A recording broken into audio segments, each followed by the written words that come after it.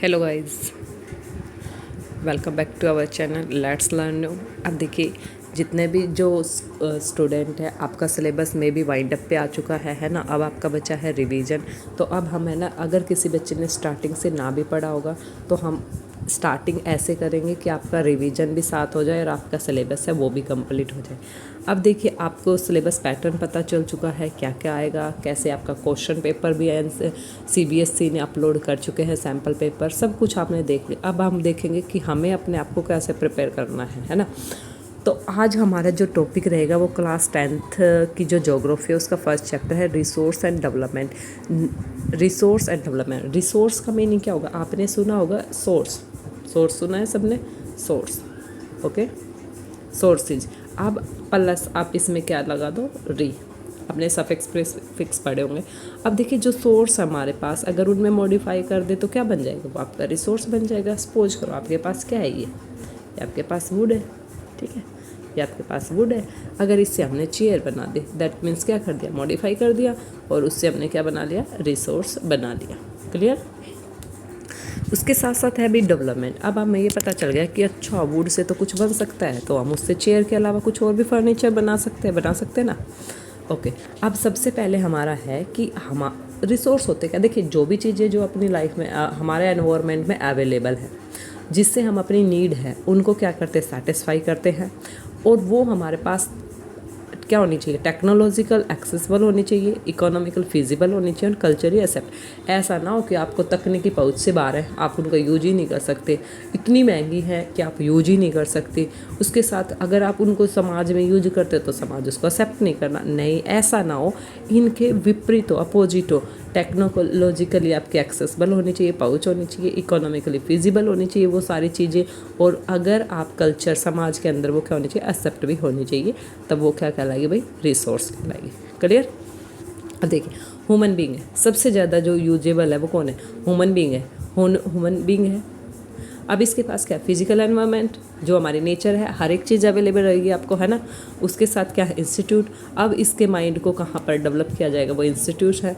Institute के अंदर ही उस माइंड को और भी, उन चीज़ों को और भी मॉडिफाई करने के लिए हम किसका यूज करेंगे भैया, हम टेक्नोलॉजी का यूज करेंगे। Clear? Interdependent relation between nature, technological and institute. अगर आपसे पूछा जाए कि आप इन तीनों का इंटरडिपेंडेंट रिलेशनशिप बताइए। देखिए, सबसे पहले हमारे पास एनवायरनमेंट होना ज़रूरी है। जब तक हमारे पास एनवायरनमेंट नहीं है तो इंस्टीट्यूट का क्या करेंगे, रॉ मटेरियल नहीं है तो क्या करेंगे, है ना। मान लो बच्चों को पढ़ाना है, पढ़ाने के लिए बच्चे नहीं है तो स्कूल का क्या करेंगे। अगर हमारे पास बच्चे भी है, स्कूल भी, जब हमारे पास टेक्नोलॉजी नहीं है तब हम क्या पढ़ाएंगे उनको, तब भी कुछ नहीं करवा सकते, नहीं करवा सकते ना। तो ये तीनों चीज़ें ज़रूरी है। नेक्स्ट देखिए, अब जो प्रोसेस है, देखिए जो भी प्रोसेस है फॉर्मेशन की थिंग्स को, जितने भी हमारे एनवायरनमेंट के अंदर चीज़ें इन्वॉल्व हैं, उनको जब हम फॉर्मेट कर देते हैं, इंटरेक्टिव रिलेशनशिप होता है वो किसके बीच, between nature, technology and institute. देखिए, मैंने बताया रॉ मटेरियल है, रॉ मटेरियल हमारे पास, उसको फॉर्मेट करने का, मान लो ट्री है, क्या है, सबसे पहले हमारे पास ट्री है, ये ट्री है, ठीक है। इससे हमने क्या बना ली, वुड बना ली, वुड से हमने क्या बना लिया, चेयर बना ली। अब देखिए, रॉ मटेरियल हो गया, नेचर हो गया ये, क्लियर। उसके बाद ये क्या हो गया हमारे पास, अब बताया हुआ कि हाँ लकड़ी भी बनती है ऐसे। फिर उसके बाद टेक्नोलॉजी से हमने क्या बना दी, उसकी चेयर बना दी। तो ये इंटरडिपेंडेंट रिलेशनशिप है तीनों के बीच। Human being interact with nature along technology, create institutes to accelerate their economic development. Okay, do you think that process are free gift of nature in assume by many. आप सोचते हो कि जो resource है वो क्या सारे के सारे हमारे लिए जो नेचर ने गिफ्ट दिए हुए, यस, जितने भी नेचुरल प्रोडक्ट होते हैं वो सारे के सारे नेचर ने हमें गिफ्ट दिए हैं। तो अब हमारी रिस्पॉन्सिबिलिटी है कि हम उनका क्या करें भाई, केयर करें, उनका ज़्यादा एक्सेस यूज ना करें, ज़्यादा यूज ना करें, दे आर नॉट। अब क्या, resources are a function of human activity. Resource है वो सारे ह्यूमन एक्टिविटी के फंक्शन है। Human being themselves are essential component of resource. और ह्यूमन बीइंग खुद भी क्या है, रिसोर्स का एक एसेंशियल कंपोनेंट है। They transform material available in our environment into resource and use them. These resources can be classify in following way. देखिए, जो हमारे पास रिसोर्स है ना, उनको हमने कुछ कैटेगरी में डिवाइड किया। वो कौन कौन सी कैटेगरी भाई, on the basis of origin. Origin मतलब उत्पत्ति के आधार पर। कौन से? Biotic, abiotic. देखिए जब ओरिजिन होता है या तो वो लिविंग मिलेंगे या नॉन लिविंग मिलेंगे। जो लिविंग हो गए उन्हीं को हम क्या बोलते हैं? बायोटिक बोलते हैं। और जो नॉन लिविंग होते हैं उनको क्या बोला जाता है भाई? उनको बोला जाता है अबायोटिक। क्लियर? यस। नेक्स्ट है on the basis of exhaustibility. देखिए जो आपके ख़त्म हो जाते हैं, एक होता है आपका रिन्यूएबल और एक होता है आपका नॉन रिन्यूएबल। जो आप जिसका रीयूज करें वो रिन्यूएबल और जिसका आप रीयूज ना करें वो क्या है? Non renewable. क्लियर? अब रिन्यूएबल कौन से हैं? रिन्यूएबल वो हैं जिनका हम दोबारा से यूज करें। अब वाटर है रिन्यूएबल है या नॉन रिन्यूएबल? रिन्यूएबल है। ठीक है। अब आपने देखिए पेट्रोल डीजल यूज किया, वो रिन्यूएबल नॉन रिन्यूएबल? वो नॉन रिन्यूएबल है। ऑन द नेक्स्ट है on the basis of ownership. Ownership क्या है? ओनरशिप की देखिए बेटा 4 कैटेगरी होती है। एक तो आपका इंडिविजुअल, मान लो कोई भी इंस्टीट्यूट है किसी पर्टिकुलर का है, जैसे रिलायंस इंडस्ट्री है, वो इंडिविजुअल है। ठीक है।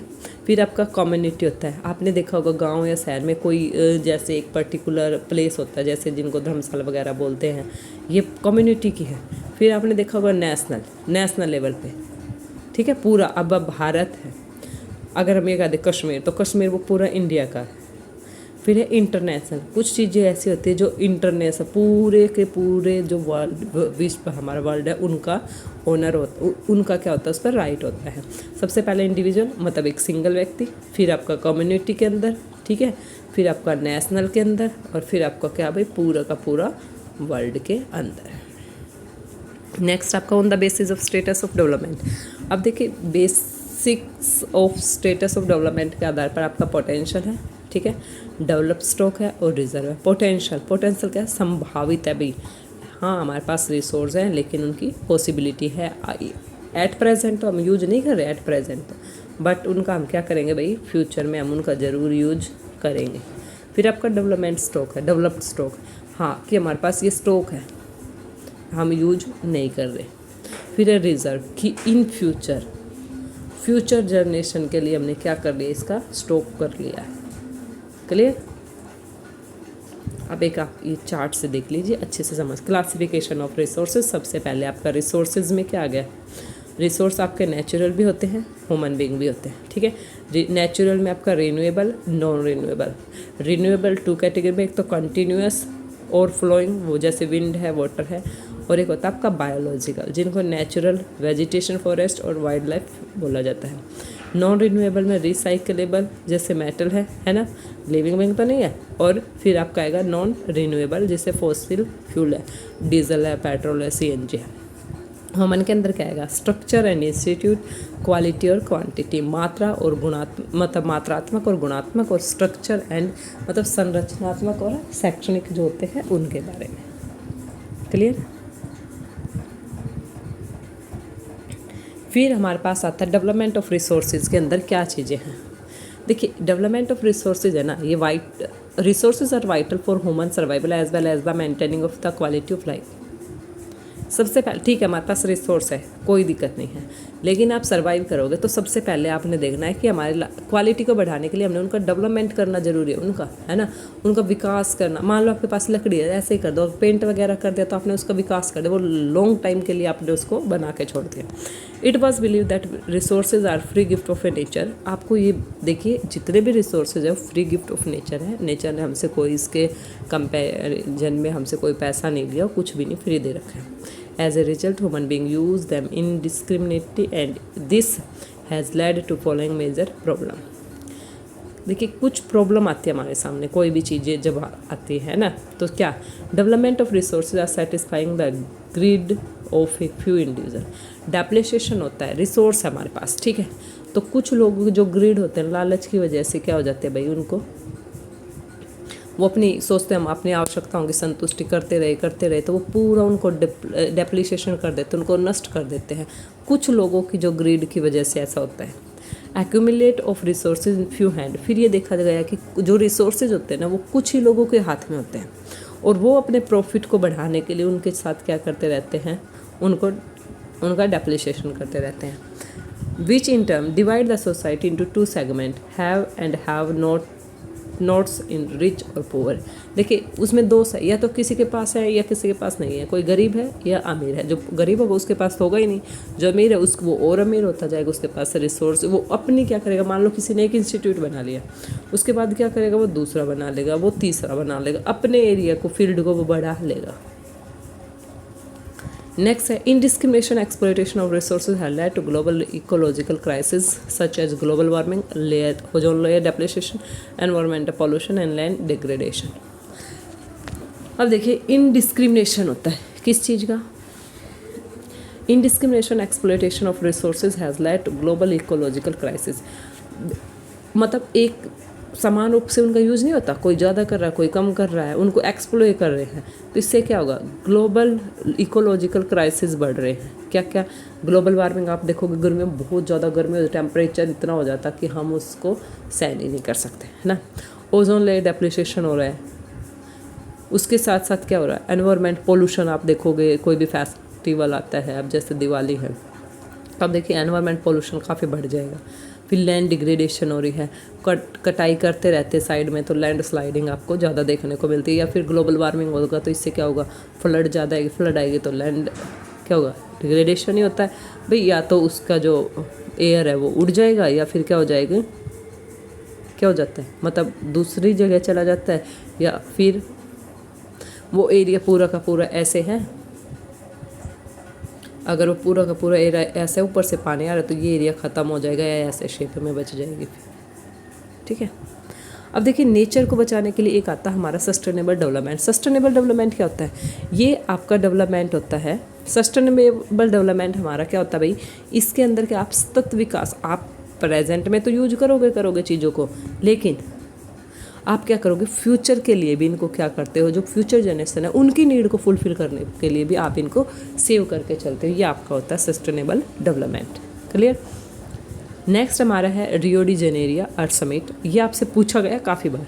रियो डी जेनेरिया अर्थ समिट है वो क्या है, 1992 के अंदर इसको हेल्ड किया गया था। ब्राज़ील की जो राजधानी है, कैपिटल है, वो एक सैसो सिटी है रियो डी जेनेरिया, वहाँ पर फर्स्ट इंटरनेशनल समिट थी। इसमें more than 100 head of state ने इसके अंदर क्या किया था, वो मीटअप हुआ था, उनका सम्मेलन हुआ था। द समिट, इसके अंदर जो ज़्यादा किसी चीज़ पे फोकस किया गया था तो वो एनवायरनमेंट पे किया गया था। उसके साथ साथ इन्होंने ये भी कहा था कि जो, और इस जो फोकस किया गया था ना ग्लोबल लेवल पर, उस पर कहा था कि फोकस करना चाहिए तो नेचुरल जो जितने भी जो थिंग्स हैं ना हमारे, उस पर करना चाहिए। The assembled leader sign the declaration. अब जितने भी जो 100 ऑफ स्टेट के जो जितने भी लीडर थे वो इकट्ठे हुए थे, उन्होंने एक साइन किया था, क्या declaration, global climate change and biological diversity. The Rio convention endorse the global forest principle and adopt agenda 21 क्या है, फर्स्ट वन तो 21 सेंचुरी के अंदर था, उसके साथ साथ इसके अंदर 21 ऐसी कुछ डिमांड थी इनकी कि इन चीज़ों पे फोकस किया जाए। पहले इंटरनेशनल लेवल पे, उसके बाद नेशनल लेवल पर, फिर इसको इम्प्लीमेंट किया गया था स्टेट लेवल पर भी। एजेंडा 21 देख लीजिए, ये आपका इसी के अंदर आया था। तो आपसे पूछो एजेंडा 21 क्या है, ये रियो डी जेनेरिया के अंदर जो अर्थ समिट हुआ था 1992 के अंदर, उसके अंदर डिमांड रखी गई थी 21 वो है। और फर्स्ट वन ये 21st सेंचुरी के में इसको हेल्ड किया गया था देन तब। ओके, देखिए अब जितने भी जो लीडर थे उन्होंने साइन कर दिया। साइन करने के बाद इन्होंने एक क्या बनाया, एक फॉर्मेट क्या था, इंस्टीट्यूट क्या था, United nation conference of environment and development. तो UNCED की फुल फॉर्म भी पूछी जा सकती है, United nation conference on environment and development, which took place in Rio de Janeiro, Brazil. It aims at achieving global sustainable development. It is agenda to combat क्या होता है, वॉर, युद्ध, ठीक है, environmental damage, poverty, disease through global cooperation and common interest, mutual need, share responsibility। इन्होंने कहा था देखिए जितने भी हैं एनवायरनमेंट डैमेज हो रहा है इसके विरुद्ध होगा उनका, उसके बाद पॉवर्टी है, डिजीज़ है, कुछ भयंकर बीमारी होती है, और उसके साथ ग्लोबल कोऑपरेशन। भाई सभी हम क्या करेंगे, जो ऐसे ऐसे प्रॉब्लम आती है ना, जो ज़्यादा लोग जिनको सफ़र करते हैं उसके साथ हमें कोऑपरेट करके चलेंगे। कॉमन इंटरेस्ट है, म्यूचुअल नीड्स हैं, भाई आपकी भी वही नीड है, हमारी भी, अगर हम एक साथ मिलकर उस पर काम करें तो अच्छा रहेगा। Shared responsibility, one major objective and agenda 21 is that every local government should draw on its own local agenda 21। पहले मैंने आपको बता दिया जो चीज़ें रखी गई थी वो हर एक, पहले इंटरनेशनल फिर नेशनल और उसके बाद हर एक स्टेट को ये बोला गया था आप अपने बिहाफ पे 21 जो डिमांड है इन पे फोकस करिए और इनको अच्छे से इम्प्लीमेंट करिए। सो आज हम इतना ही करेंगे, नेक्स्ट जो हम करेंगे वो नेक्स्ट क्लासेस में कंप्लीट करेंगे इसको। Okay, bye, take care.